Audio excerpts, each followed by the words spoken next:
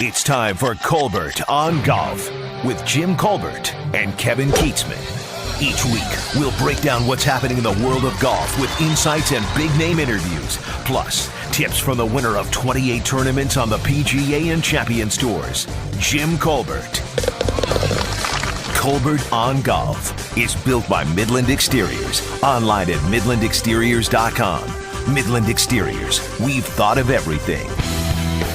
Well, hello again, everyone, and welcome to Colbert on Golf, presented by Midland Exteriors. I'm Kevin Keatsman, and in the next 30 minutes, we're going to talk about all the things happening this holiday weekend past in the sport of golf and take a look ahead as well, and maybe have a story or two with our good friend Jim Colbert, who obviously is the namesake of this broadcast. He joins us now. Hi, Jim. How you doing today? Kevin, I'm fine. I'm back in Manhattan. Got back on Saturday after a 13-day swing to Alabama, Vegas, L.A., Seattle, and Hobbs, New Mexico. You have been a busy guy. You've still got a lot of irons in the fire, don't you? Yeah, it was pretty busy, but it was fun. I played in Coaches versus Cancer tournament that Lon Kruger started years ago in Las Vegas. All the basketball coaches, they all come up there, and they're all there, and they raised $500,000-$600,000 on a one-day deal. Pretty nice thing. Very nice. All right, let's talk about some of the things that happened this past weekend in golf, and I'm going to start away from the tournaments, and we'll talk about where you were just a few weeks ago in Branson at Top of the Rock. Man, this thing has gone viral. Everybody's been walking around with their cell phones looking at the pictures of what happened to that facility down there. They have several sinkholes in the practice area, including one giant sinkhole that is 60 by 80, and it's 35 feet deep. I guess nature happens, but you were just there competing in a tournament. That's quite a mess they have, and really an unbelievable thing that happened. Yeah, I mean, it's scary, and if you really take a close look, it comes pretty close to the practice tee itself, which, somebody could have gone down with it. And the left side of it's gotten pretty close to this huge acre putting green that they have there. And that whole thing is artificial turf, artificial lakes. They have a lot of bunkers. They're lucky that nobody got hurt. That it's pretty close to where you hit from the tee, and that's right next to the clubhouse. So it's lucky nobody got hurt. It's going to cost a fortune to fix it, I guess, but at least it's the practice area. Have you ever been at a tournament where I'm sure through the years you've had some bad weather and things at places where there's been devastation to golf courses, flooding and things like that. But how difficult is it? We talk about maintaining golf courses. We're also spoiled with how well the greens roll now and the condition of really courses everywhere we play. But how difficult is it sometimes to just deal with Mother Nature at these massive facilities? I'll just use yesterday at Colonial in Fort Worth, where I was fortunate. I won there in 1983. That's where they had the wall on the first tee and get your name up there. A guy named Ben Hogan had it up there 5 times. Mm-hmm. I've played golf, all around the world. 74. I've been playing since I was 24. They teed the ball up at the Colonial everywhere, lift, clean, and place to get the tournament in. So obviously the roughs were so heavy. They figured the guys couldn't get out of rough, I guess, or they might hurt themselves trying to dig it out of the long, wet, muddy grass. But of all my years, I never heard of anybody. I don't know, maybe you have, Kevin. You follow it. I've never heard of where you teed it up everywhere. You're always in the fairway. You can lift, clean, and place, but not in the rough. I just wonder what some of the really good players thought about that, the ones that were maybe hitting it a little straighter and everything, but that's how much rain and weather they've had in that part of the world. And it's really been something, and they'll play again in the Dallas area here coming up over at the TPC Las Colinas. Chris Kirk gets the win at Colonial. He made a par putt on the 18th hole to hold off a whole bunch of guys that were at 11 under that would have gone into a playoff if he'd have missed that putt. And it went right in. He stood right there and made the putt. It's been a common theme this year, Jim. I really felt like the last couple seasons we've seen a lot of players lose tournaments or really, miss putts or hit a ball wild or something to cost themselves a tournament. And we've seen some steady guys this year make some putts and step up and win tournaments. I thought he was going to make it. I mean, he announced his saying he's really, really calm. No, he looked calm.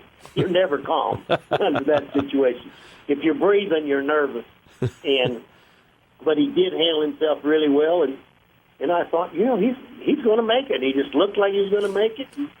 It looked like he expected to make it, and he certainly wasn't surprised when it went in. But he made quite a few of those 5 or 6 footers when you have to, and he's played pretty good this year. For the last month, he seems like he's been in every game. Big, tall kid, 6'3". I like his action. I like his swing a lot. I don't think he's going anywhere or going away soon. Chris Kirk wins the Colonial. Colin Montgomery wins the Senior PGA in Indiana by 4 shots. Wasn't really that close. He's won 3 of the last 6 senior majors now. And I know we've talked about Colin in the past. He's obviously a very famous name in the sport who I guess some of his more famous moments have been tournaments that he didn't win or shortcomings that he had in his playing career. But boy, he's tearing up the majors out on the senior tour right now. Well, he really, really is. And French Lick, Indiana, Larry Bird's home, that's a Pete Dye course. And I don't know if anybody's paying that much attention to the first round. The PGA must set that baby up a little too hard, or the weather was too windy or something. I got a bunch of texts and calls, guys, see what they're shooting. I'm just fooling around. I text back, I should go there. I can shoot 80. And it looked like they backed it down a little bit, but 8 over par or something made the cut, 8 or 9 over par. That first day, they just beat him up really bad. He's lost the Open. He lost in the playoff, the U.S. Open on the regular tour. He and Nicholson were the one in New York. I mean, Colin's in the middle of the fairway on 18 with a 7-iron. And if he makes a par, he wins the Open in New York up at Wingfoot. And didn't handle it that time, but he's been a great, great Ryder Cup player. Has beaten a lot of the Americans.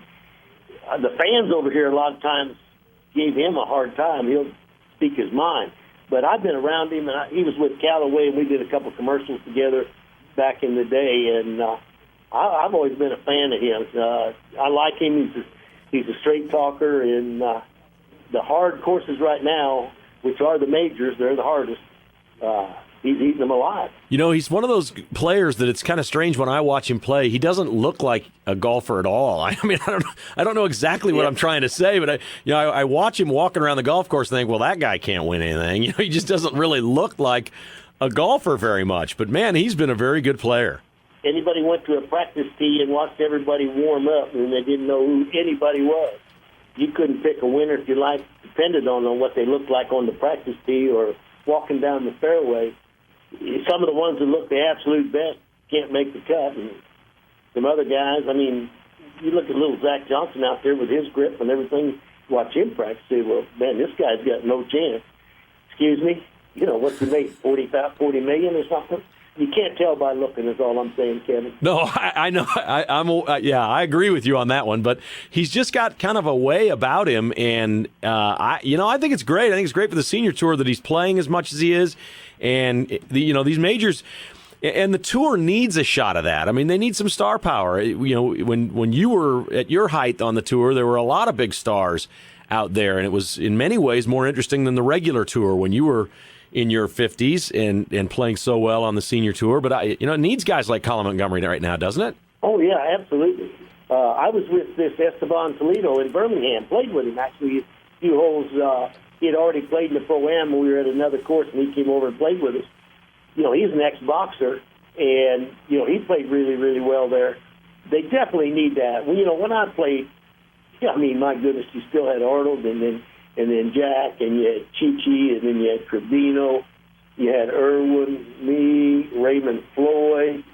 You probably named 30 guys that were better known than what was going on the regular tour. And everybody on the regular tour was saying, these guys are so good now, nobody will ever dominate again. If you win 2 tournaments a year, you're a superstar and you won't command that much attention. Well, there's a little guy named Tiger came along and changed all that.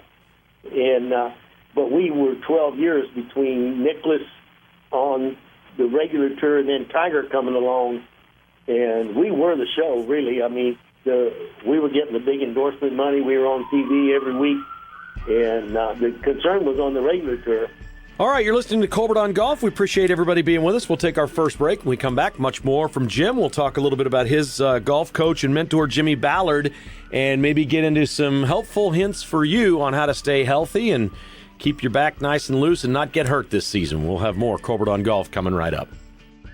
Midland Exteriors is proud to be a presenting sponsor of Colbert on Golf. Just as Jim Colbert pursued excellence on the course, Midland Exteriors is committed to excellent products for your home and exceptional customer service for you. Midland Exteriors knows Kansas weather can be tough on your home, so we offer only fiberglass windows and seamless steel or fiber cement siding. It's the good stuff, and so is our service. Online at MidlandExteriors.com. Midland Exteriors, we've thought of everything. Colbert Hills is one of the most unique golf experiences in the entire Midwest, and the hills are calling your name. At Colbert Hills, you're going to experience huge elevation changes, tour-quality greens, and an award-winning design by Jim Colbert. Tee times, specials, and stay-and-play packages are available online at ColbertHills.com. Book a foursome or bring a huge group, and the staff at Colbert Hills will roll out its legendary hospitality. Who knows? You might even run into Jim at the tee box or after your round at Colbert's, which is so much more than just the 19th hole. Visit ColbertHills.com today.